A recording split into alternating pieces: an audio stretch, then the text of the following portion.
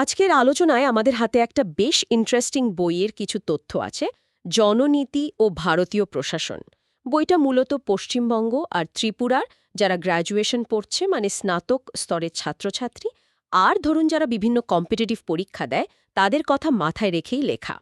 আমাদের কাছে বইটার মুখবন্ধ, সূচিপত্র এই সব কিছু টুকরো তথ্য আছে।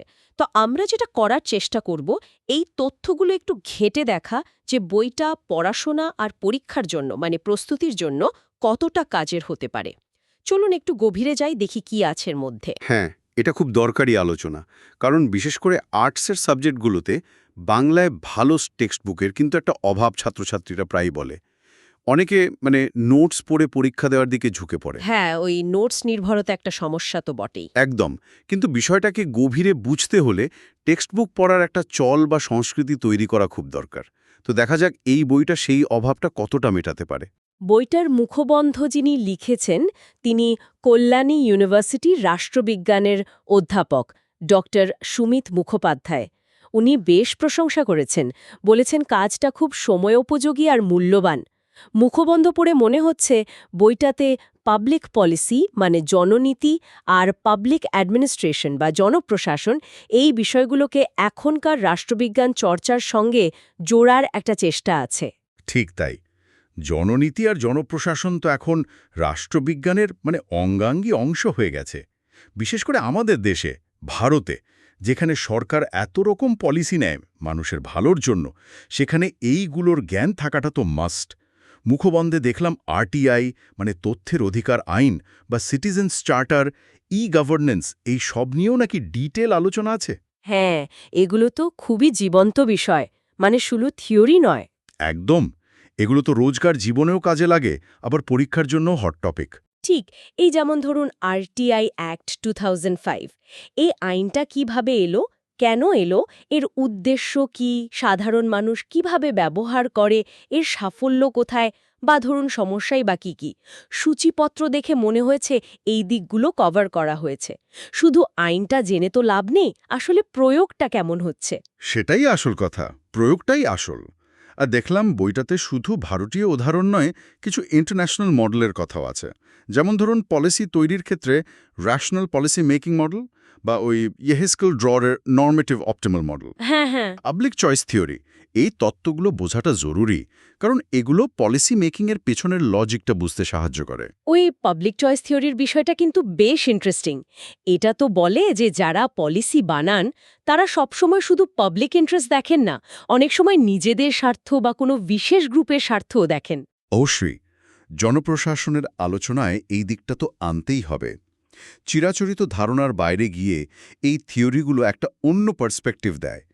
বইটাতে যদি এই মডেলগুলো আলোচনার সাথে সাথে ভারতে সেগুলোর প্রাসঙ্গিকতা বা প্রয়োগের উদাহরণ থাকে, যেমনটা মনে হচ্ছে আছে, তাহলে খুব ভালো হয়। ছাত্রছাত্রীদের অ্যানালিটিক্যাল স্কিল বাড়বে তাতে। আচ্ছা, এবার একটু ভারতীয় প্রশাসনের দিকে আসি। সূচিপত্রে দেখলাম এর বিবর্তন নিয়েও কথা আছে, মানে প্রাচীন যুগ থেকে শুরু করে একদম এখনকার সময় পর্যন্ত। এটা তো একটা ওভারঅল ছবি পেতে খুব সাহায্য করবে। হ্যাঁ, এই কন্টিনিউটিটা বোঝা খুব দরকারি। ব্রিটিশ আমলের অ্যাডমিনিস্ট্রেটিভ স্ট্রাকচার কিভাবে আজকের ভারতকে প্রভাবিত করছে বা স্বাধীনতার পর কি বদল এলো, এগুলো না জানলে বর্তমান সিস্টেমটাকে ঠিক বোঝা যায় না। বইটাতে যদি বিউরোক্রেসি আমলাতন্ত্র, তার স্ট্রাকচার, রোল, প্রবলেমস এগুলো নিয়ে আলোচনা থাকে, খুবই ভালো। বিশেষ করে ওই জেনারেলিস্ট বনাম স্পেশালিস্ট ডিবেট বা ধরুন প্রশাসনিক জবাবদিহিতা অ্যাকাউন্টেবিলিটি, এই বিষয়গুলো। এই জেনারেলিস্ট বনাম স্পেশালিস্ট বিতর্কটা তো সিভিল সার্ভিস পরীক্ষার একটা খুব পছন্দের জায়গা। মানে প্রশাসনের উঁচু পোস্টে কারা বেশি ফিট, জেনারেলিস্ট অফিসাররা নাকি নির্দিষ্ট বিষয়ে এক্সপার্টরা? এই ডিবেটটার বিভিন্ন দিক যদি বইটাতে থাকে পরীক্ষার্থীদের জন্য খুব সুবিধে হবে। ঠিক। আর তার সাথেই আসে অ্যাকাউন্টেবিলিটির প্রশ্নটা। আমলারা কার কাছে রেসপন্সিবল, জনগণের কাছে নাকি পলিটিক্যাল লিডারশিপের কাছে? আর এই জবাবদিহিতা আনতেই তো লোকপাল বা লোকায়ুক্ত আইন বা ধরুন আরটিআই এর মতো ব্যবস্থাগুলো।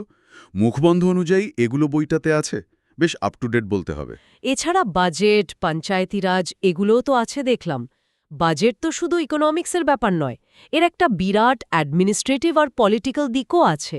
একদম। আর পঞ্চায়েতি রাজ তো একেবারে গ্রাসরুট লেভেলের অ্যাডমিনিস্ট্রেশন। পশ্চিমবঙ্গ বা ত্রিপুরা ছাত্রছাত্রীদের জন্য তো নিজেদের রাজ্যের পঞ্চায়েত ব্যবস্থা জানাটা আরও বেশি দরকারি। নিঃসন্দেহে বইটাতে যদি পশ্চিমবঙ্গের পঞ্চায়েত ব্যবস্থার কোনো কেস স্টাডি বা উদাহরণ থাকে, যেমন কর্ণাটক বা কেরালার কথা বলা হয়েছে, তাহলে ছাত্রছাত্রীরা আরও ভালোভাবে রিলেট করতে পারবে। থিওরির সাথে বাস্তবকে মেলানোটা জরুরি। মুখবন্ধ আর লেখকের কথায় একটা জিনিস খুব জোর দিয়ে বলা হয়েছে, বাংলায় স্নাতক আর স্নাতকোত্তর লেভেলে ভালো টেক্সট বুকের অভাব। আর বারবার বলা হয়েছে নোট বইয়ের ওপর নির্ভরতা কমিয়ে আসল টেক্সট বুক পড়ার দরকারের কথাটা। এটা খুবই গুরুত্বপূর্ণ একটা পয়েন্ট। অনেক সময় দেখা যায় কি ছাত্রছাত্রীরা পরীক্ষার আগে কিছু সাজেস্টিভ নোটস জোগাড় করে মুখস্থ করে নেয়, নম্বর হয়তো পেয়ে যায়, কিন্তু সাবজেক্টের ভেতরে ঢোকা হয় না, জ্ঞানটা পুরোপুরি হয় না। ঠিক, ভাষা থেকে যায়। হ্যাঁ, টেক্সট বুক পড়ার অভ্যেসটা যদি একবার তৈরি হয়, তাহলে পুরো সিলেবাসটা নিয়ে একটা পরিষ্কার ধারণা জন্মায়। বিভিন্ন টপিকের মধ্যে লিঙ্ক খুঁজে পাওয়া যায়, অ্যানালিটিক্যাল থিঙ্কিং বাড়ে। একটা ভালো টেক্সট বুক শুধু ইনফরমেশন দেয় না, ভাবতে শেখায়। এই বইটা যদি সেই কালচারটাকে একটু সাপোর্ট করতে পারে, তাহলে সেটা একটা বড় ব্যাপার হবে। একদম। আর এই গভীর জ্ঞানটাই তো আসলে লং টার্মে কাজে দেয়, শুধু পরীক্ষার রেজাল্টের জন্য নয়, পরে চাকরি জীবনে বা একজন সচেতন নাগরিক হিসেবেও। আর কম্পিটিটিভ পরীক্ষার জন্য তো এর কোনো বিকল্পই নেই। এখন তো আর শুধু মুখস্থবিদ্যায় চলে না। একেবারেই না। ইউপিএসসি হক বা রাজ্যের পিএসসি এখন কনসেপ্ট ক্ল্যারিটি আর অ্যানালিসিস করার ক্ষমতাটাই দেখে। বইটাতে যে টপিকগুলো আছে দেখলাম, বিভিন্ন জনকল্যাণমূলক নীতি যেমন MNREGA, national health mission, food security act, বা ধরুন ভারতীয় প্রশাসনের গঠন, বিবর্তন, সাংবিধানিক সংস্থা, লোকপাল, RTI, এগুলো সবই তো কম্পিটিটিভ পরীক্ষার সিলেবাসের খুব ইম্পর্ট্যান্ট পার্ট। তাই শুধু গ্র্যাজুয়েশনের স্টুডেন্ট নয়, যারা এইসব পরীক্ষার জন্য তৈরি হচ্ছে, তাদেরও বইটা হেল্প করতে পারে। তাহলে বইটা পাওয়া যাবে কিভাবে? মানে সংগ্রহ করার উপায় কি? তথ্য যা বলছে অনলাইনে তো সহজেই পাওয়া যাচ্ছে, ফ্লিপকার্ট, অ্যামাজন এইসব জায়গায়। আর প্রকাশক আরামবাগ বুক হাউস, ওনারাই নাকি সরাসরি বিক্রেতা হিসেবে আছেন সেখানে। হ্যাঁ, অনলাইন তো এখন খুব সুবিধা। আর যারা দোকানে গিয়ে বই কেনেন, মানে হাতে নিয়ে পাতা উল্টে দেখতে চান, তাদের জন্য ব্যবস্থা আছে। কলকাতার কলেজ স্ট্রিটে তো পাওয়া যাবেই, এছাড়া অন্যান্য জেলা বা শহরে যারা বড় ডিস্ট্রিবিউটর বা রিটেলার, তাদের কাছেও থাকার কথা। আর যদি কোথাও খুঁজে পেতে খুব অসুবিধা হয়, তাহলে প্রকাশকের সাথে সরাসরি কন্ট্যাক্ট করার অপশনও আছে।